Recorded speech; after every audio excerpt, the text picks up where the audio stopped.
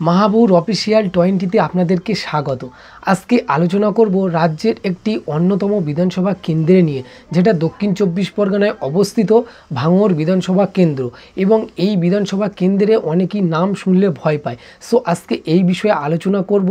So আমারও একটু ভয় লাগছে যে CNN তথ্য অনুযায়ী যে রিপোর্ট এসছে, এবং তাছাড়াও যে 2026-এ যে বিধানসভা হতে চললো, এখানে সম্ভাব্য তৃণমূলের প্রার্থী কে হতে পারে, এবং তাছাড়াও 2026-এ এখানে যিনি বিরোধী দল আছে ISF জিতবে কি না, অর্থাৎ কোন দল এগিয়ে, সেই বিষয়ে তথ্য অনুযায়ী আজকে তোমাদের কাছে প্রতিবেদন শেয়ার করতে চলেছি। এবং তোমরা যারা এই চ্যানেলে নতুন, ভালো লাগলে অবশ্যই সাবস্ক্রাইব করবে।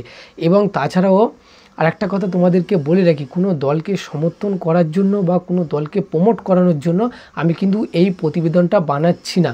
অবশ্যই তোমরা এই কথাটা বারবার মনে রাখবে। এবং তাছাড়াও তোমরা দয়া করে কেউ কোনো নেগেটিভ কমেন্ট করবে না। তোমার ভালো না লাগতে পারে, দয়া করে তুমি নেগেটিভ কমেন্ট করবেন না। সো চলো মূল বিষয়ে আলোচনা করা যাক। রাজ্যের একটি বিধানসভা কেন্দ্র, যে বিধানসভা কেন্দ্রে এমন কোনো রাজ্যের মানুষ নেই যে সেই বিধানসভা কেন্দ্রে জানে না, অর্থাৎ ভাঙড় বিধানসভা কেন্দ্র। 2026-এ যে নির্বাচন হতে চলেছে, এবং এই নির্বাচন যে হতে চলেছে 2026-এ, এখানে সম্ভাব্য তৃণমূলের কে প্রার্থী হতে পারে এই বিষয়ে আগে তোমাদেরকে ক্লিয়ার করে দিই।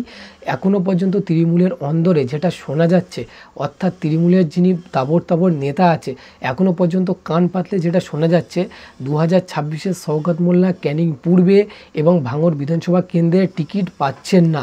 এইটা প্রবল সম্ভব আছে, যেটা তৃণমূলের অন্দর থেকে যে আওয়াজটা উঠছে যে শওকত মোল্লা এবারে টিকিট পাবে না 2026-এ।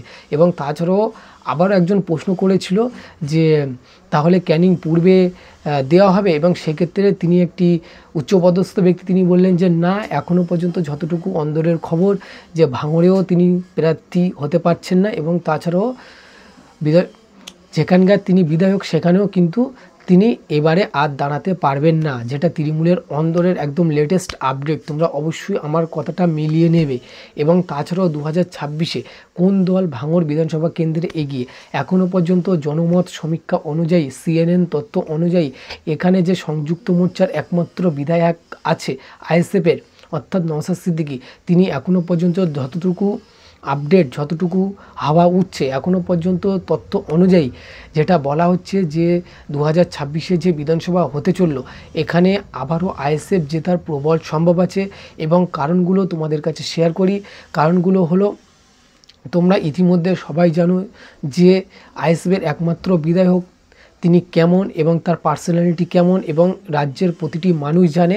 আর যাই হোক, অনেক নেতা তোমরা দেখেছো যে সেখানে অন্য কারোর বিরুদ্ধে অন্য কেউ কথা বলে বাজে ভাষায় আক্রমণ হয়। এবং তোমরা একটা জিনিস খেয়াল করবে যে ভাঙড়ের একমাত্র বিধায়ক নওশাদ সিদ্দিকী, তার বিরুদ্ধে আপনি হাজার কথা বললেও তিনি কিন্তু তোমার বিরুদ্ধে খারাপ কোনো একটাও শব্দ খরচ করবে না। এই বিষয়ে মানুষের কিন্তু মন কাড়লেও কেড়েছে একটু হলেও।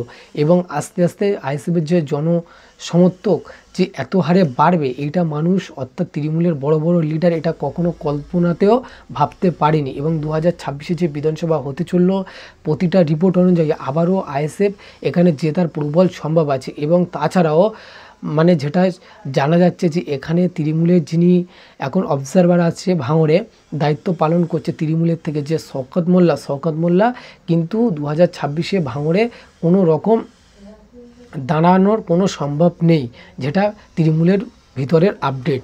এবং তোমরা অনেকেই বলছিলে যে দাদা এই বিষয়ে একটি আপডেট দাও, যে ভাঙড় বিধানসভা কেন্দ্রে কোন দল এগিয়ে, সেই বিষয়ে তোমাদের কাছে উপস্থাপন করছি। অবশ্যই ভিডিও ভালো লাগলে বন্ধুদের কাছে শেয়ার করে সাবস্ক্রাইব করে পাশে রেখে দেবে, যতটুকু আপডেট আমাদের কাছে ছিল। এবং তাছাড়াও তোমরা একটা জিনিস খেয়াল করবে যে 2021-এ সদ্যপ্রাপ্ত যে একটি দল, তার নাম ISF, এই ISF এতটা শক্তিশালী হয়েছে, এবং যত দিন যাচ্ছে তত তার পপুলারিটি বেড়ে যাচ্ছে। এবং তাছাড়াও যতটা মানুষের কাছে গ্রহণযোগ্যতা তিনি পাচ্ছে, এটা অকল্পনীয়। এটা মানুষের বিশ্বাস হতে কিছুটা হলেও সময় লাগছে। এবং তাছাড়াও মানুষ বিশ্বাস করতে পারছে না যে এত সমর্থক এত তাড়াতাড়ি এত একটি হালকা বয়সের নেতা এবং তাছাড়াও আইএসএফ একটি খুবই অল্প সময়ের দল, ধরতে গেলে সদ্যপ্রাপ্ত একটি দল।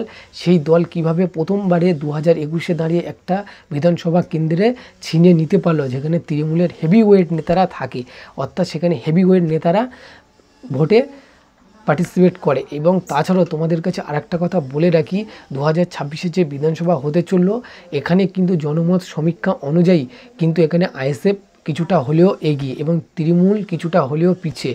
এবং তাছাড়াও তোমাদেরকে আরেকটা কথা বলে রাখি, যদি শওকত মোল্লা না যদি 2026-এ সিট পায়, অর্থাৎ টিকিট না যদি পায়, তাহলে সেক্ষেত্রে সেটা খুবই একটি দেখার বিষয় হবে যে এখানে তাহলে দাঁড়াচ্ছে কে। এখনও পর্যন্ত যতটুকু আপডেট, এখানে এখনও কে দাঁড়াবে এই বিষয়ে তৃণমূলের অন্দরে কিন্তু কান চাপাচাপি চলছে যে এখানে কে দাঁড়াবে। এখনও পর্যন্ত তৃণমূলের তরফ থেকে কোনো রকমভাবে ঘোষণা হচ্ছে না। এবং তোমাদেরকে আরেকটা কথা বলে রাখি, শওকত মোল্লা কিন্তু ক্যানিং পূর্বের বিধায়ক এবং ভাঙড়ের যিনি অবজারভার, তিনি কিন্তু আর ক্যানিংয়েও সিট পাবে না এবং তাছাড়াও ভাঙড়েও তিনি টিকিট পাবে না। এটা তোমাদেরকে আমি আগাম বলে দিচ্ছি। অবশ্যই তোমরা ভোটের সময় যে লিস্ট বাড়াবে, অবশ্যই তোমরা দেখতে পাবে এখানে কিন্তু শওকত মোল্লা দাঁড়াচ্ছে না। এবং তোমাদেরকে আরেকটা কথা বলে রাখি, নওশাদ সিদ্দিকী জিতবে কিনা। এখনও পর্যন্ত সাধারণ মানুষের যে কটা মিছিল করছে, তোমরা অবশ্যই দেখতে পাবে ভাঙড় বিধানসভার মধ্যে এত লোক কোত্থেকে আসছে, তোমরা অকল্পনীয়, তোমরা বিশ্বাস করতে পারবে না যে এত লোক কোথা থেকে আসছে। এবং তাছাড়াও যদি সংযুক্ত মোর্চা হয়, অর্থাৎ জোট যদি হয়, তাহলে তোমরা মনে করবে এখানে ভাঙড়ে আবারও আইএসএফের জয় জয়কার হতে চললো।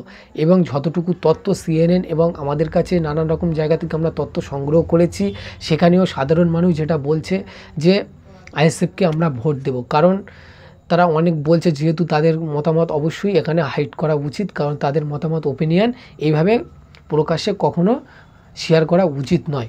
সো যতটুকু শেয়ার করেছি অবশ্যই তোমরা ভিডিওটি বেশি বেশি শেয়ার করে দেবে, যতটুকু শেয়ার করতে পেরেছি। এবং তাছাড়াও তোমাদের কাছে আরেকটা কথা বলে রেখে দেই, 2026-এ যে বিধানসভা হতে চললো, সংযুক্ত মোর্চা যদি হয়, তাহলে কিন্তু 2026-এ একাধিক আসন কিন্তু সংযুক্ত মোর্চা জয় হবে। এবং ভাঙড় বিধানসভা কেন্দ্রে আর ভাবার কোনো গল্প থাকবে না যে এখানে জিতবে না হারবে। সেক্ষেত্রে বলবো এখানে জিতে যাবে, যেহেতু আইএসএফের জেতার প্রবল সম্ভব আছে। এবং তাছাড়া যদি সিপিএমের একটু সমর্থন পায়, তাহলে এটা 100% ক্লিয়ার হয়ে যাবে যে ভাঙড় বিধানসভা কেন্দ্রে আবারও নওশাদ সিদ্দিকী তিনি দ্বিতীয়বারের মতো বিধায়ক হতে যাচ্ছে।